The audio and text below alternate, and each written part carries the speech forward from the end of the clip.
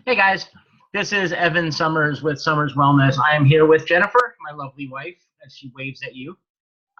Dana should be here shortly. Today we also are going to have a guest speaker, my friend Michelle Elizabeth, who I met through the Institute of Nutritional Leadership. Today we're talking about stress, and I asked Michelle to join us, and she's gonna present some stuff to you about the clinical anxiety side of stress. So we're going to kind of take this from the initial discussion of what is stress, how do we handle stress, and from that standpoint, we're talking about the daily stressors. And from that, I'm going to throw it to Michelle so she can kind of tie daily stress into what is considered clinical anxiety. And then we're going to talk about ways that you can naturally put that to rest and hopefully be able to manage the stress and the anxiety without the means or the need for any type of additional pharmaceuticals. We are here every Sunday, 8 p.m. Eastern. These discussions are always topical and related to essential oils and natural healing. We invite you to join us each and every week at 8 p.m. Eastern. Invite your friends. This is by no means ever a closed room. We would like as many people to join us as humanly possible. You're always welcome to come by. And if you've got any questions or comments, whether you're watching the replay or watching live, we always invite the questions and comments. So with that, the first thing I want to do is I want to show you guys a short video. And it's actually something that I started off by looking at in preparation for my entire week of presentations on stress as we did them on Periscope and on Facebook this week. But it's quick. It's about 4.5 minutes long. And let's hope you guys can hear it. If you can't, somebody let me know.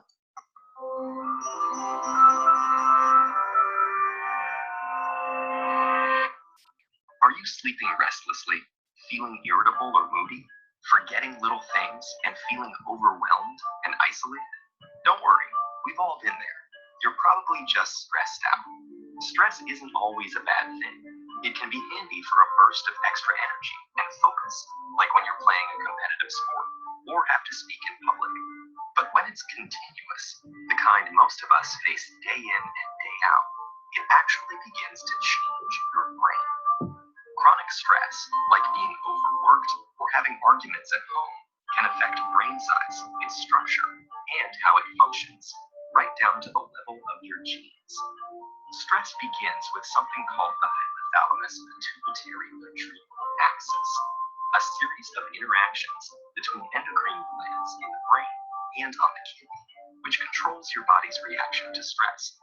When your brain detects a stressful situation, your HPA axis is instantly activated and releases a hormone called cortisol, which primes your body for instant action.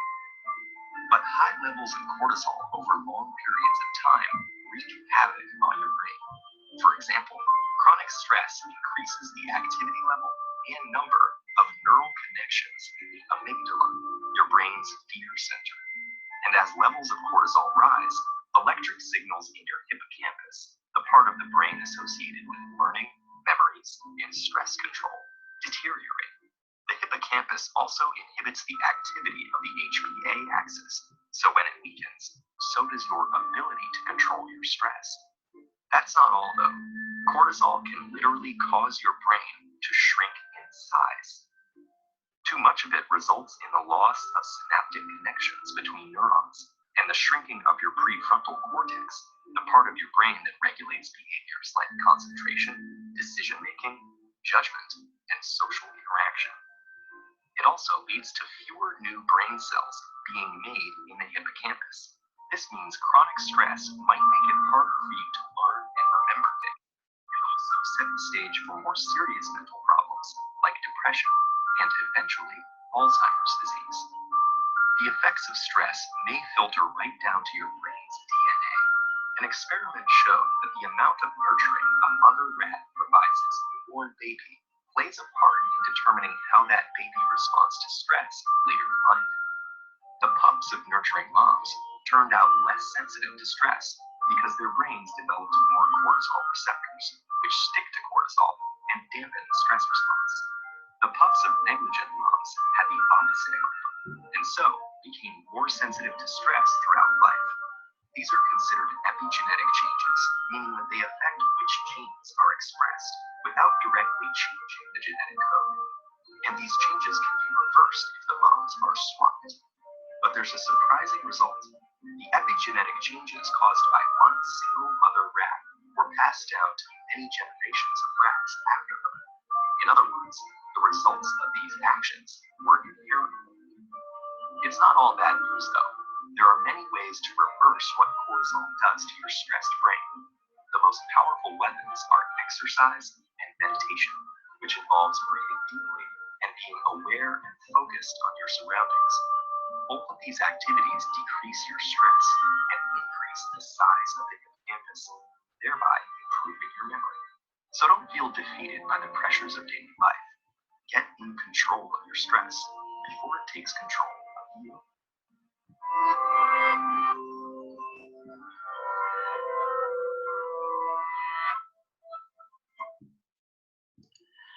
So there's a reason I shared that. And I thought it was really fascinating, partially because I'm kind of a science geek. And watching some of that stuff was just truly fascinating to me. So, part of the reason I wanted to show you guys that is it really shows you how stress impacts our lives. Cortisol, as it mentioned in here, the increase in cortisol levels, cortisol is the main driver of our fight or flight response. So as that controls fight or flight, it can determine whether or not you get that boost of adrenaline that you need, or whether you cower in fear over a stressful situation. Looking at the fact that chronic stress can set the stage for serious physical conditions like depression, bipolar disorder, and Alzheimer's disease, it makes me really fearful for the level of stress that's in today's society. I've mentioned a number of times how disheartening it is when I hear children, school-age children, talking about how much stress or clinical anxiety they have, to the fact that they are being given drugs to take to manage stress and manage anxiety. When I was a child, stress wasn't even a conversation. So I have to ask, where is this inherent stress coming from? And there got to be some systemic changes in our society that has brought stress and anxiety to children. And I wonder what that's going to lead them to as they grow into adulthood, getting through high school and college and ultimately into the workforce. If they're stressed and facing anxiety at 10, 12, 15 years old, what's life like for them at 40? What's life like for them at 30 when they're finally trying to get out and buy a home and manage a mortgage and job and a baby and all of the other stressors that adults have come to just kind of work through. So with some of that, I started looking at different types of stress. One of the things I talked about this week, and I did it on Tuesday, was, and if you haven't seen Tuesday's replay of my broadcast from Tuesday, take a look at Tuesday especially. I talked about work-related stress. And in doing some research on the topic, I discovered that there's like 8 different types of employee-employer stress categories. So there, and every one of them is treated a little bit differently, but they're absolutely fascinating. And until I did the research, I probably would have been hard pressed to have named 3, maybe 4 out of the 8. But every one of them is easily identifiable. And in hindsight, I could probably say that I've faced at least 6 of them in my work career. So with that, I want to, because I don't want to go too long in a monologue and I want to really open this up for you guys, I want to throw it to Michelle. I want Michelle to talk about how stress leads to clinical anxiety. For those of you who don't know, I know Michelle through Dr. Axe's Institute of Nutritional Leadership. She was a graduate of that program this year. We became really good friends and have had a number of discussions back and forth about collaborating together. And this is actually the first time we've managed to put us both together for collaboration. And we're doing it on each side. I asked her to be a part of this, and we're collaborating on the other side, where I'm going to write an article for her on essential oils for anxiety. So this is a mutual collaboration. But Michelle, I want you to introduce yourself, tell everybody what makes you an anxiety coach. Talk about your program, please, because I really want everybody to know about your Facebook group, your website, and what you do. And let's talk about how this daily stress leads to clinical anxiety. All right. Can everybody hear me? Awesome. Perfect. Okay. Well, thank you so much, Evan, for having me on. It's a wonderful opportunity, and it is mutual. So I'm very happy to be working together with you. So yeah, I am a holistic anxiety management coach. That's sort of my niche. I have a presentation, so I'll have to share that with you. We can go into some of it. Okay. Okay, so Evan, give me the thumbs up if you can see this. Okay, awesome. So yes, I'm going to talk first about what stress did to me, so you understand a little bit about why I'm so passionate about it. So about a year and a half ago, I was carrying around 3 diagnoses. They were panic disorder, generalized anxiety disorder, and health-focused OCD. And I was a huge mess. It was the hardest time in my life, really. And I had struggled with clinical depression and eating disorders as well, probably 6 years ago now. So I've been through some hard things before, but anxiety disorders were one of the most challenging, if not the most challenging thing that I've ever really experienced.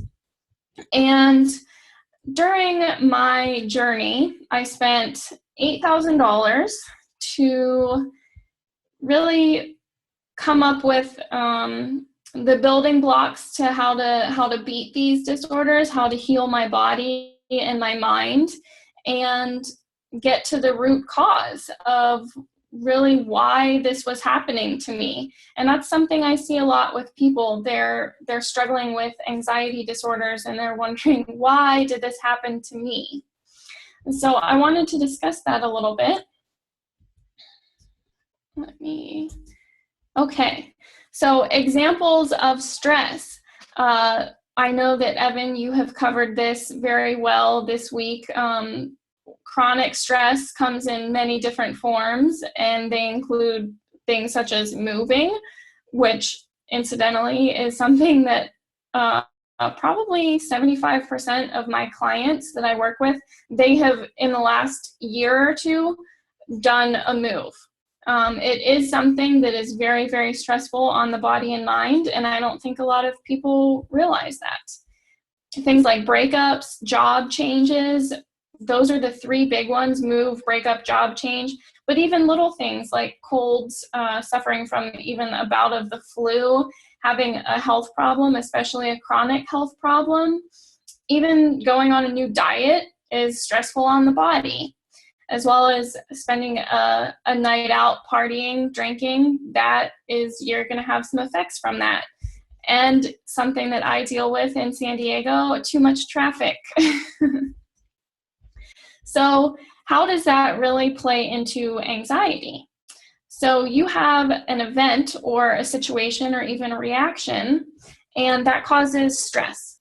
That causes a bodily response to the stress. And hormones get released, like that video showed. That was a very informative video, pretty much covers a lot of the bases of what happens when you are stressed and physiologically what's going on. And one of those branches that really shoots off from the bodily stress response is anxiety. a lot of people will just wake up one day and they could wake up to a panic attack. Or they could look at their life and say, I'm so fearful about everything. I'm fearful about driving in the car, or what tomorrow will bring, or even what the presidential election is. Everything is so fearful. And that is really a problem when it starts disrupting your life, and when it starts getting very serious. And everyone says, how did I end up in this situation? It comes back to chronic stress, and it comes back to acute stress, or being continually stressed, exposed to different environmental pollutants as well. Those are stressful on the body. So it's really no wonder that people in today's society are struggling with anxiety and are struggling with these bodily responses, because stress is all around us.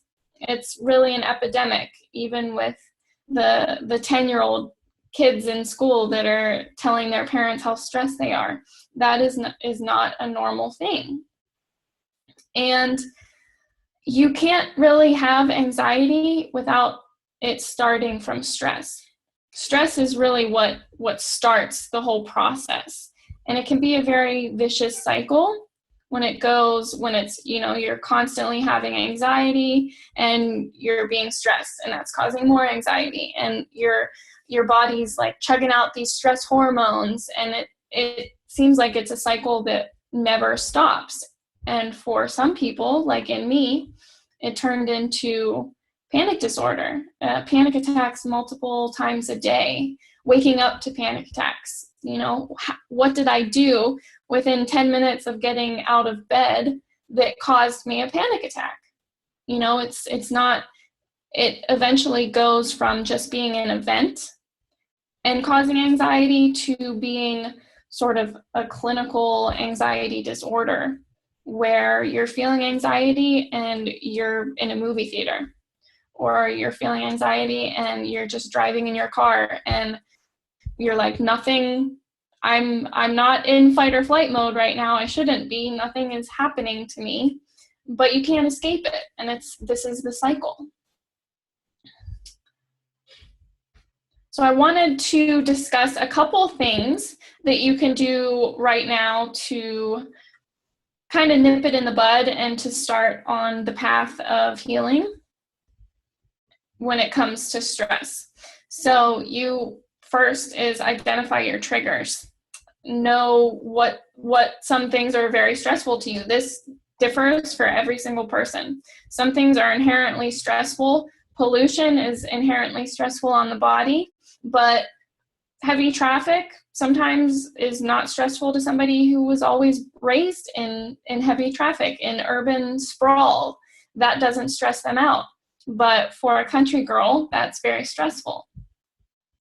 Different triggers, even different conversations, different brain patterns that you might be having, and thoughts, negative thoughts, all of those can be triggers. Stabilize your sleep. Your sleep is very, very important for a healthy body, and this is one of the first things that I recommend with clients is make sure you're getting good sleep, and sometimes this is a journey, and you have to put a lot of effort into getting good sleep, because when you're in a stressed out state, one of the things is you will not be able to fall asleep, stay asleep, and wake up and feel rested. So you really have to work to put that in place. And then repeated relaxation. This is my favorite. Repeated relaxation for me is like massage. And going to get a pedicure. I just did that yesterday. Acupuncture. Even, obviously, meditation. That's an amazing one. But what most chronically stressed and especially anxious people are not doing is they're not giving themselves that self-care that we really need. So one of the most crucial things that you can do is start relaxing on a daily basis every single day. It's going to take some effort and some planning, but I want you to do something that will relax your body, your mind, reading a funny book, getting into that state of this is fun, this is good, this is nourishing. That's one of the best things that you can do right now. And okay, so obviously I will take some questions with Evan for sure, but that was just a sort of a quick overview on what the whole stress cycle really looks like. It's a pretty simple cycle. You know, you start out with stress and chronic stress, and it leads to anxiety, and then that even further leads to effects of anxiety on the body as well, where you're having those negative thoughts, or you're having something also serious like social anxiety, or you can't drive. Those are sort of situational things where the cycle's gotten repeated itself too long and the cycle's gotten out of control. So I definitely educate on this in my own group, which is the Stress-Free Sanctuary. My sort of slogan is Take Back Your Zen. That was something it took me 1.5 years to do. And I would definitely invite you to join me in this group. Evan wanted me to talk about some of my programs that I have. So I do have a 4-week and a 12-week one-on-one coaching program. I am a holistic anxiety management coach. So I talk a lot about the physiological things that are going on in your body and what you can do to get well on that level, but also the emotional responses and the emotional triggers. And that differs for everybody. So yeah, that is pretty much all I have for us today. Definitely join me. I do have some programs going on. I will also be having a group program in January, which will incidentally be hosted on Zoom. So this is a great introduction for a group situation. And then my website is whitelilywellness.com. So if you want to read any of my blog posts, it has just begun, switched over to a new live whole like outlet, like layout and everything, a new, I guess, vibe, you could say, because I'm really trying to be high vibe in the group and high vibe on my website, because a lot of people are really hopeless. And I was hopeless once too, and I just decided to make really bomb lemonade from some really shitty lemons. So that's pretty much my spiel. I will turn it back over to you, Evan. All right, thank you, Michelle.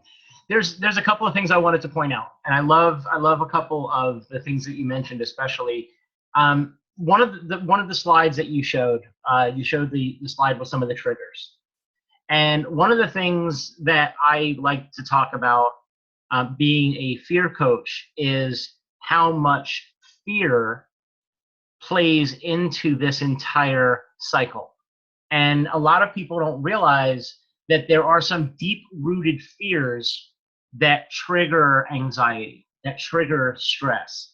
And it could be in most fears outside of the fears that involve bodily harm or impending doom. There's a lot of the fears that people recognize are not actually the fears that they think they are.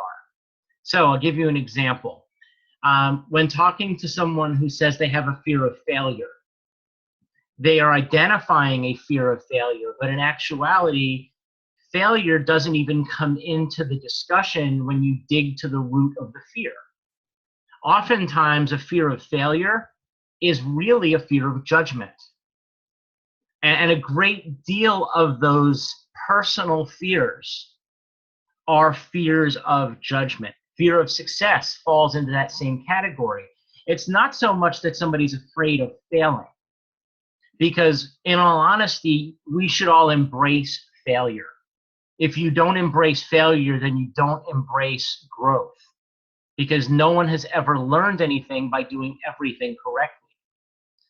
But the fear of failure triggering into a fear of judgment isn't so much failure, but what will someone else think of me if I fail at this project?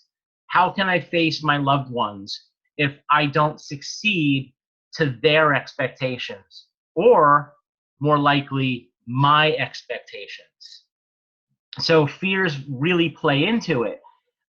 When Michelle's slide had mentioned a physical move, like changing location, a relocation fear. Again, you could look at it as a fear of the unknown, but is it truly a fear of the unknown and moving to a whole new area? Because that should, by reason, kind of be exciting. In the right mindset, that's a whole new set of people you get to meet. That's a whole new set of experiences you get to have. But then there's the fear of judgment. How will these people treat me as a newcomer in their established society? So when I coach people on fear coaching, I'm often trying to break through that fear of judgment. And oftentimes, especially in business, people who are afraid to move forward in business truly are afraid of the judgment they may face by approaching somebody about their business proposition. So it becomes a big issue.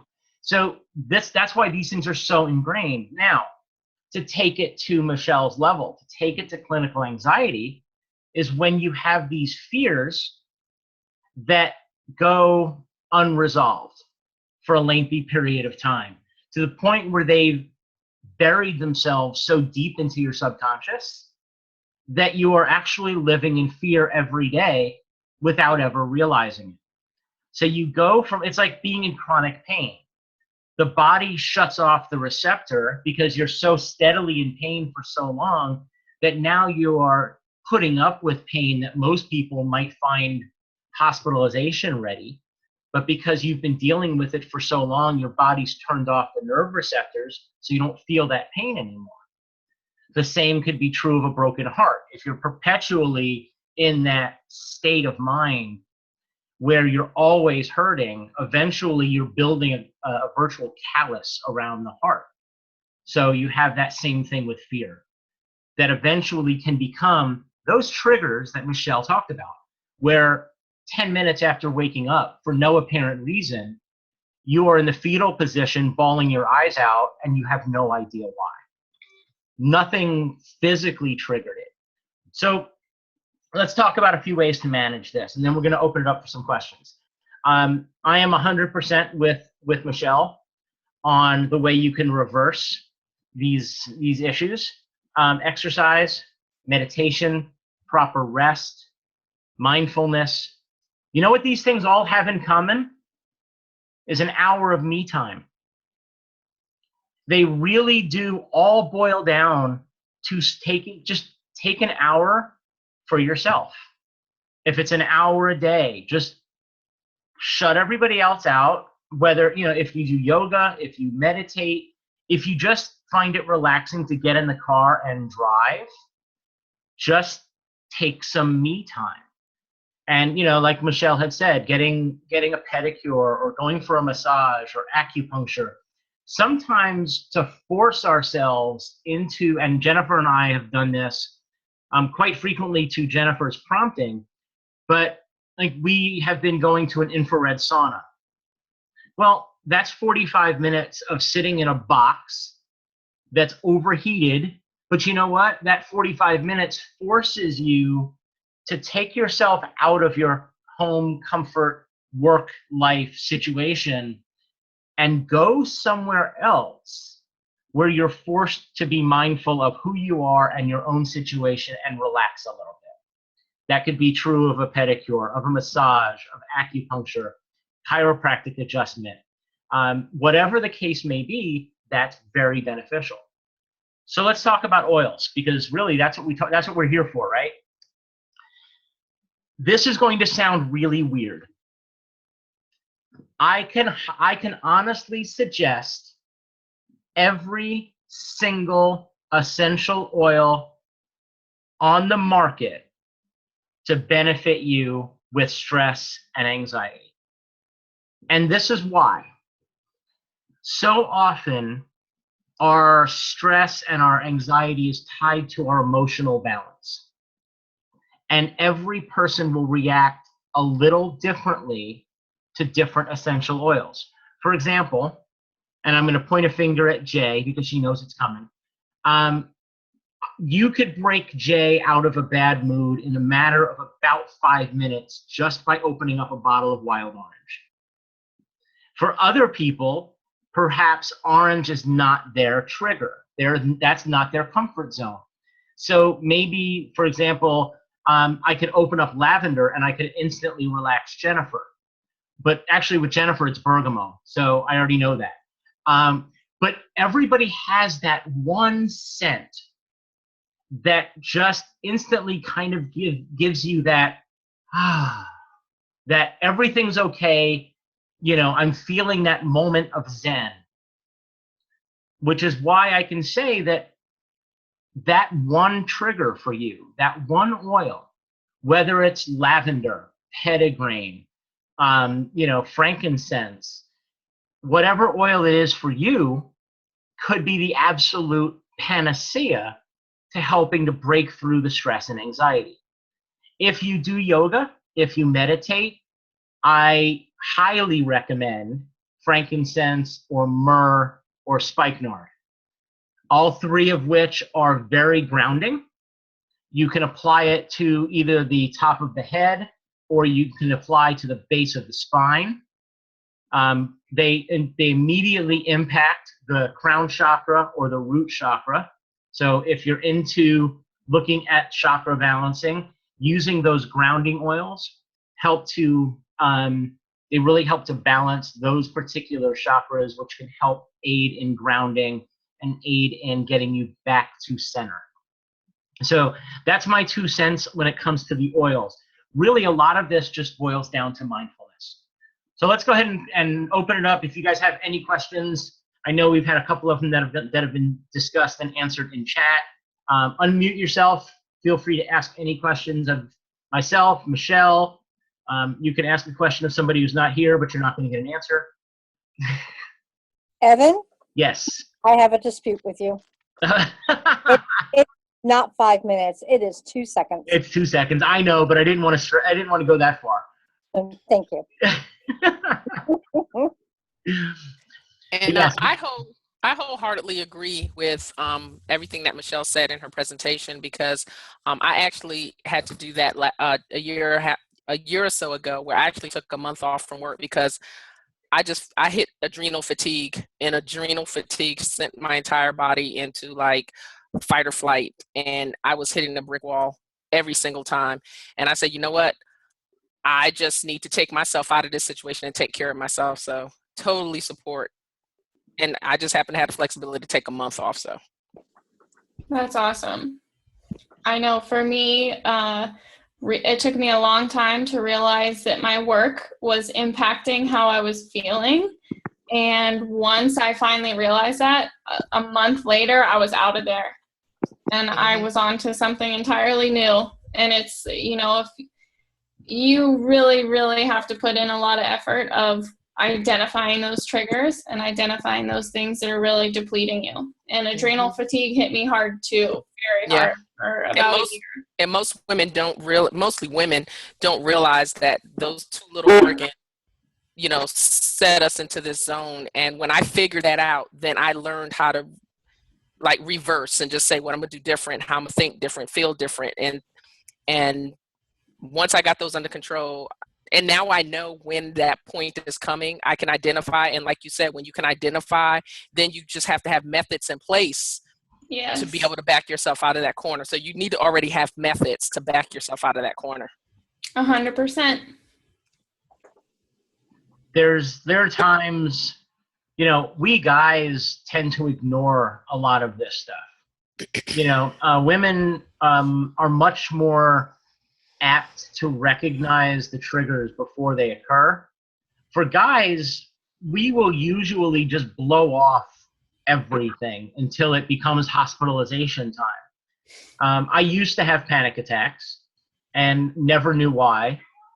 Felt like for me, I had physical symptoms where it literally felt like I was being crushed into a virtual box. Like there was a weight I couldn't remove from myself. And it would create a situation where I just had to basically crawl into myself to keep from lashing out at others. They're few and far between now. I mean, I could probably count on one hand the number of panic attacks that I've had in the last 5 years. And there's a big difference in the type of lifestyle that I have, but it's a matter of identifying stuff. And usually now it's more of most of the time I can get past my triggers on my own. I'm thrilled that I have someone like Jennifer on my side who will kind of point a finger at me every once in a while and say, you are being everything that you coach people not to be right now. And sometimes I need that kick, or why are you sitting here brooding over something you have no control over? Why don't you get some oils in your diffuser that are going to help you? So there are ways, and quite honestly, even though I'm in this lifestyle, I coach this lifestyle. If somebody were to reach out to me with the issues that I might be facing, I would immediately have an oil concoction at the ready to help them, but not always for myself. Yeah, that is true. I coach people every single week on how to manage anxiety and tell them how important self-care is. And there are, a week goes by and it's like I've worked like 16-hour days every single day. So let's take your own words and use them for yourself. It does take some effort.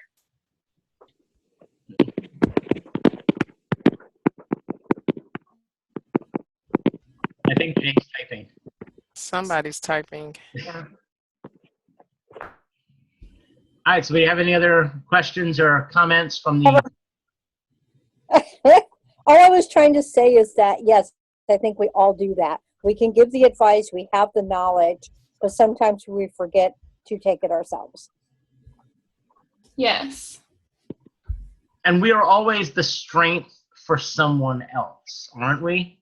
Yes. Especially in this field. Those of us who are in the health and wellness field, those of us who coach others, even just those who are moms, we are the rock for someone else.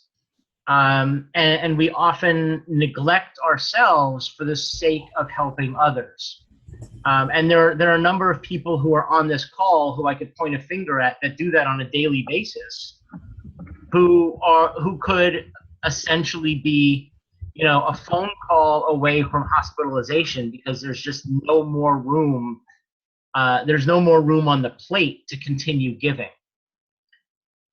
So Michelle is right, and we have to be mindful of who we are and what we need in order to help somebody else. You can't fill a glass from an empty pitcher. Yeah, and I do agree, Evan. That's where coaching really comes in handy for that other person and being accountable to someone else, because a lot of times we can't see. It's like we can't see the forest through the trees. And occasionally, oftentimes, especially with people who are going through anxiety and chronic stress, they can't see that there are things in place in their life, and it might be because they're not ready, that are causing them, those experiences, those negative reactions. That's where coaching, that's where accountability, marriages, mothering, that's the beauty of having these personal relationships together. So now here's the advice I want to give you when it comes to essential oils specifically. Now this is going to get a little esoteric. And for those of you who don't know the meaning of the word, just Google it. But this is where things are going to get a little esoteric in the world of oils. I want you to think of the plant and the location on the plant that an essential oil comes from.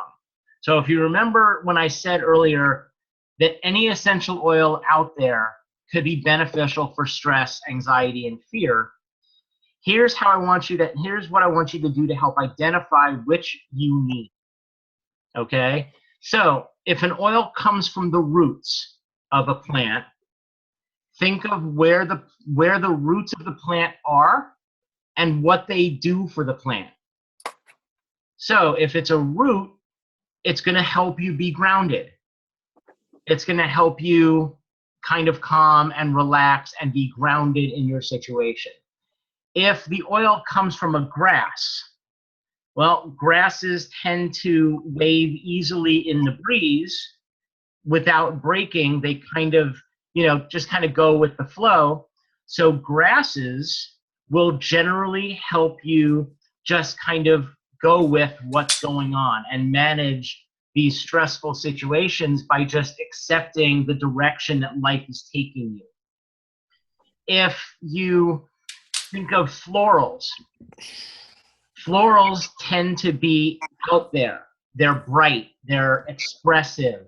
So if you find yourself in a situation where you are becoming depressed and introverted, florals will help you extend outward and kind of let your light shine, so to speak.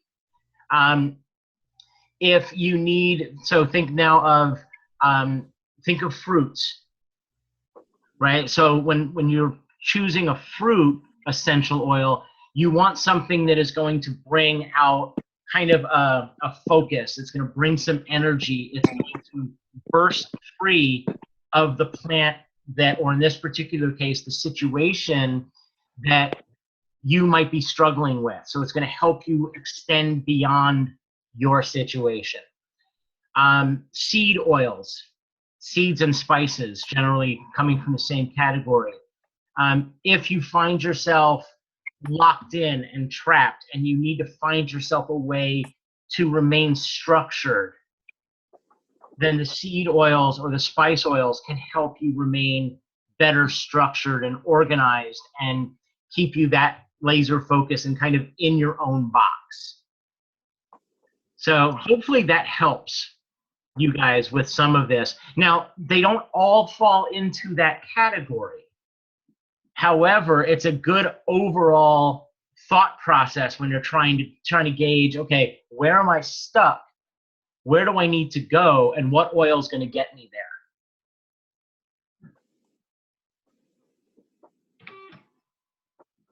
Now we have deafening silence because I didn't ask for questions. I saw, Ronnie, you asked for oils. What oils come from grasses? Well, first and foremost, vetiver. I thought vetiver was a root. No, vetiver is a grass. Really? Because I Yep. thought that's what they were showing, that they dig up the roots in Haiti and then they put back, they steam them and then they put back like a portion of it for replanting. That's spikenard. That's spikenard. Oh, wrong video. Yeah. Okay. Yeah, spikenard is a root, and Okay. that one they have to put 25% back or 10% back in the ground in order to recultivate the land. Okay, that's what I was thinking. That was vetiver. Okay, So no, vetiver, lemongrass. or lemongrass. Yeah, Yep. So those are grasses. How about That's why I stems or like- barks? lemongrass so much. What's that, B? What about stems or barks? Stems and barks would be something that's going to be a little bit more rigid. Uh-huh. So you find yourself, for example, always bouncing from one situation to another, from one person to another, feeling as though you're being pulled in too many directions simultaneously, and you need to find a little bit of structure, a little bit of support. So barks and twigs are going to help you feel as though you can get some of that support and a little bit more of that rigidity to help you remain, in one situation until it's completed. Okay. Besides the firs or things like that, name a few barks? Well, cinnamon, cassia, Oh, okay. both of those would also fall into that category. There are also a lot, like a lot of your mint oils are distilled from a combination of the leaves as well as the twigs. So you would fall into that one as well with a lot of your mint oils. Mhm. So wintergreen, spearmint will also hit that category as well. Okay. Yeah, because I'm lemongrassy, and sometimes I need some mint. So Ronnie's flighty. Well, when I'm working and I'm trying to text and email people and call people, and then my phone gives me a Facebook thing that Evan and Craig are blowing up Facebook with stuff, and I have to check it, and then there's Sherry, and so yeah.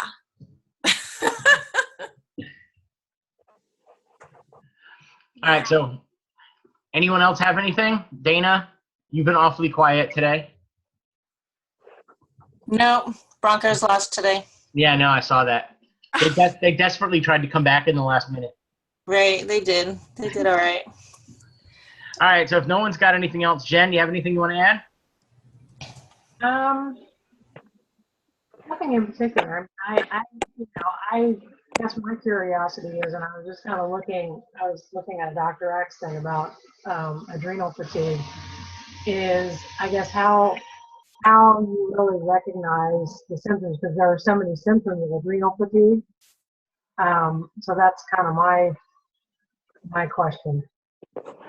I know for me, Jennifer, when I saw the symptoms of adrenal fatigue, at that point I was able to identify, and once I was able to identify and I was able to get my adrenals under control, now I can tell when something is getting ready to happen.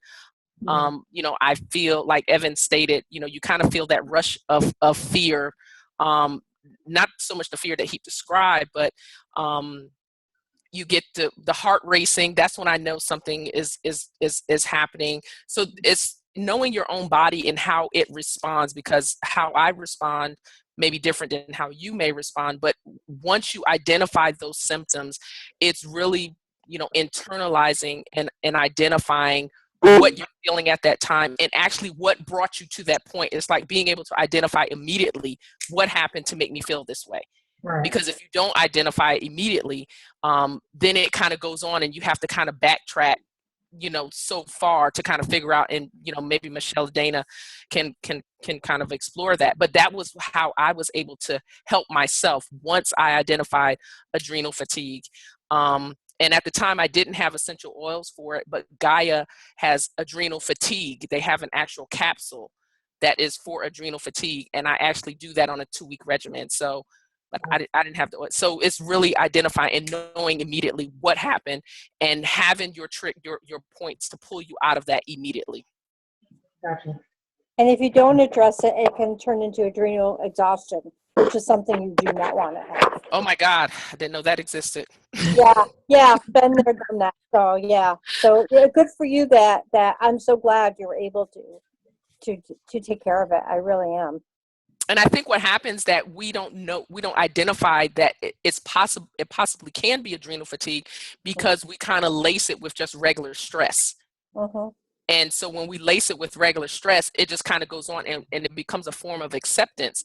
Oh, this is just the job. This is just this day. This is just the kids. No. Mm-hmm. And what happens is it gets compiled on and it becomes all these ice cream scoops of stress, and you don't know which scoop is driving you crazy. Well, they're all combined together. And so I'm so glad that I was able to identify that. And so everybody I talked to, when they start talking about stress, I said, look at the symptoms of adrenal fatigue and start working on it right now. And I'd also like to add too that when it's wonderful and it's very helpful to know when you're having adrenal fatigue, but a lot of times the clients that I work with, a lot of them are definitely depleted for their adrenals and going through, some of them very bad adrenal fatigue, some of them just starting. Adrenal fatigue has multiple stages. Right. And different symptoms for the different stage that you're in. But aside from a few supplements, which even like adaptogenic supplements, those are helpful regardless if you have adrenal fatigue or if you're just highly stressed. The protocol for what you do doesn't necessarily have to change. It's all like the foundation of what you need to be doing to heal your body in the most effective way possible. That works if you have adrenal fatigue, and that works if you have chronic stress. So I know there are tests out there. There's a saliva test that you can get for determining adrenal fatigue, determining where your adrenals are at, and then also your neurotransmitters as well. And that's great because a lot of times clients want to know why they feel a certain way. A lot of doctors say, nope, you're healthy as a horse. You don't need to do anything. Maybe you're just stressed, and here's an SSRI. Mm-hmm. And for some clients, it's really important to prove to them that, yes, you have adrenal fatigue. Here are the symptoms. This would explain why. No, you're not actually crazy.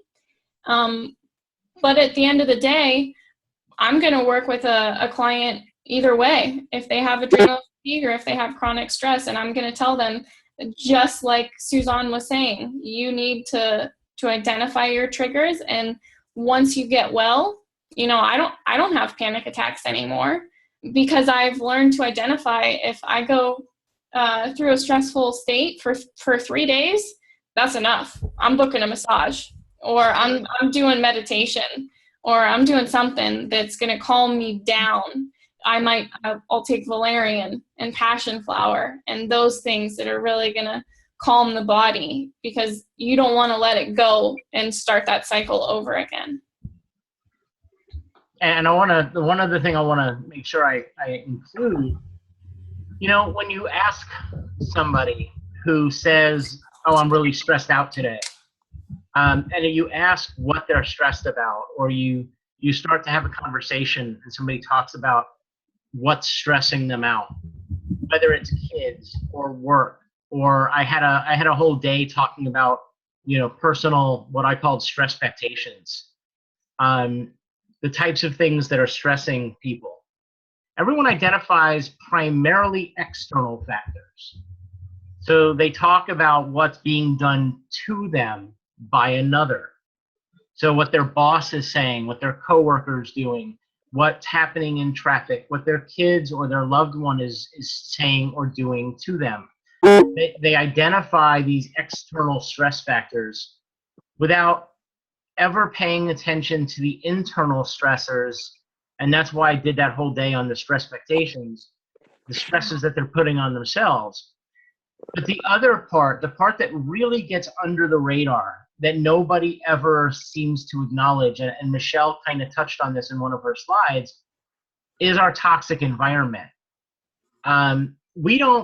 Because you don't have an A to B correlation of environmental stressors on the body, you can't readily identify that, a toxic home loaded with cancer-causing cleaning products is directly impacting you unless you get a physical manifestation of feeling something because of something. Like if you walk into a retail store that's got Glade plugins going and it gives you a headache, you can instantly identify a physical stressor in that environment. But if it flies under the radar, but it's still there, and you're growing into a deeper and deeper stress, those could be the hidden triggers that you don't realize push you over the top. The toxins that build in the system.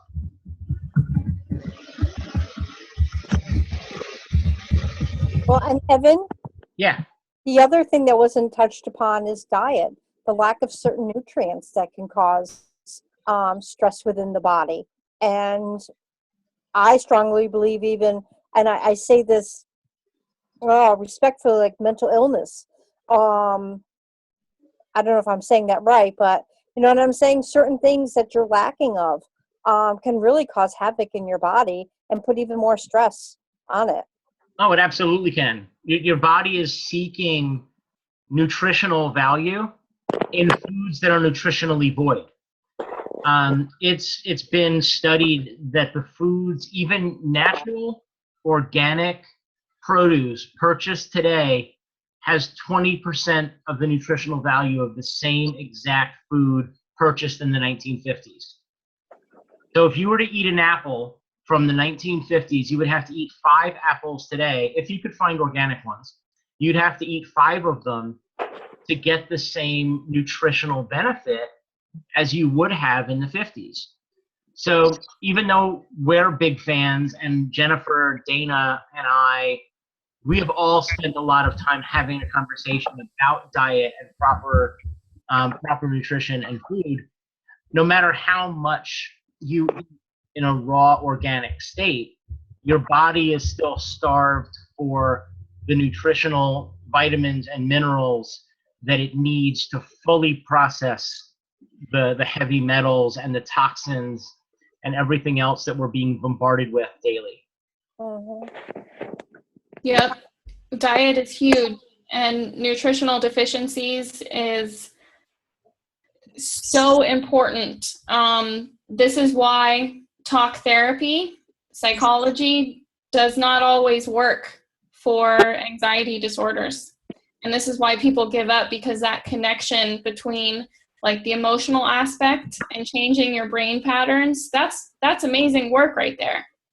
But it's sometimes not enough when your body is starved of those nutrients, and it's not enough when you have deficiencies in, vitamin B12, vitamin D, all those things that that really can perpetuate the panic cycle. Most definitely. And I want to leave you with one final thought. If there's no other questions, I'll stop the recording and then we'll open it up to open chat.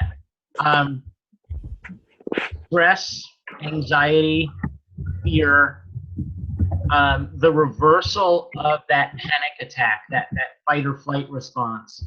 We've talked about all of these ways that you can utilize natural healing methods and essential oils and teas and roots and massage and all of these things. So I'm going to throw you one more thing that you can actually use that has been scientifically proven to reduce stress. A hug. I know it sounds hokey, it sounds ridiculous, but you know what? The simplistic nature of skin-to-skin contact with a loved one has been proven scientifically to rebuild synapses in the brain, to cut down on that fight or flight response, to help cut down on the amount of excess cortisol that's being produced, and helps boost the dopamine in the brain that gives you that sensation that allows you to think through a situation and relax and calm yourself down to the point of necessity. Totally agree. Can I show you something that also helps? Sure. Y'all ready for this? This has been my therapy. Last hour. Because I'm. Oh, okay. That's therapy right there. There you go.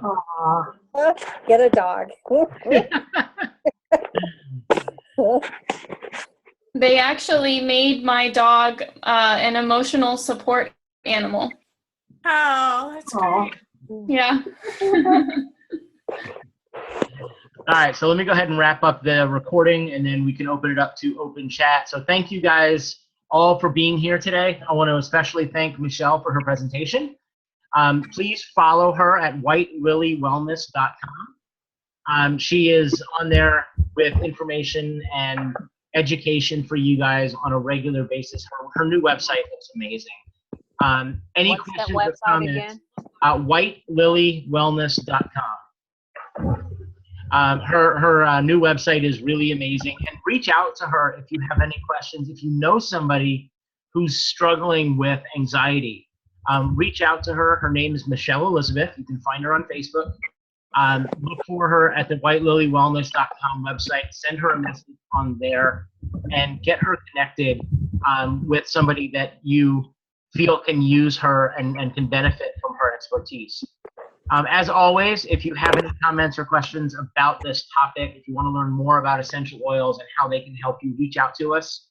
I think next week we're going to do a revisit to essential oils basics. So if you're just kind of dipping your toe in the essential oils pool, make sure you join us next Sunday at 8 p.m. Eastern, because we're going to go back to the basics of essential oils and kind of talk through kind of an open introduction for you guys. I like to do that about once a month, once every 6 weeks, in a way to kind of help out and bring in some of our new people. So for Dana, Jennifer, and Michelle, I'm Evan with Summers Wellness. Thank you guys so much for being here. I hope you have a great week.